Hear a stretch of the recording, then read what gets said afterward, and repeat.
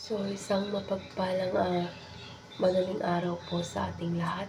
Ako muli si Nieta Sebastian and welcome to our daily devotion with Pastor Russell Ocampo.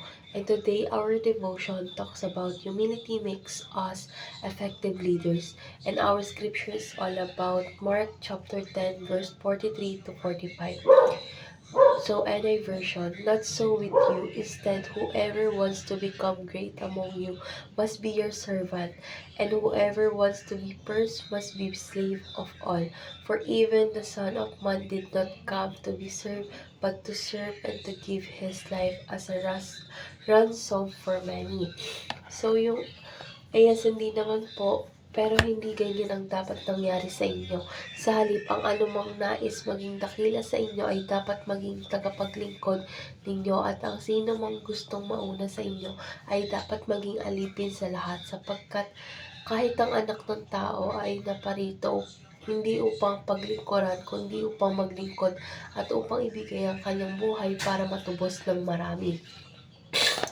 So, tungkol saan nga ba tong verse na ito? So, yung verse na ito is nagtuturo ng bagong konsepto ng pamumuno. So, ipinapaliwanag ni Jesus na ang pagiging dakila ay hindi nasusukat sa kapangyarihan o posisyon, kundi sa kahandaang maglingkod sa iba. Itinakda niya ang kanyang sarili bilang isang halimbawa na bagamat siya'y anak ng Diyos, siya ay naparito upang maglingkod at ibigay ang kanyang buhay para sa kapakanan ng marami. So, dadako na tayo sa ating teaching. So, yung first teaching is an effective leader is selfless and humble. So, ang isang mabuting pinuno dapat ay hindi inuuna ang sarili, kundi may kababaang loob at iniisip ang kapakanan ng iba. So, second is, an effective leader is the most servant of all. So, sa halip na maghari-harian, ang isang tunay na leader ay isang tagapaglingkod sa lahat. So, last teaching is, an effective leader is driven by a mission. So, yung layunin ng isang leader ay hindi para sa personal na karangalan, kundi para tuparin ang mismong ibinigay sa kanya ng Diyos. So, dadako na tayo sa ating application. So, yung first application is lead selflessly, not for self-interest.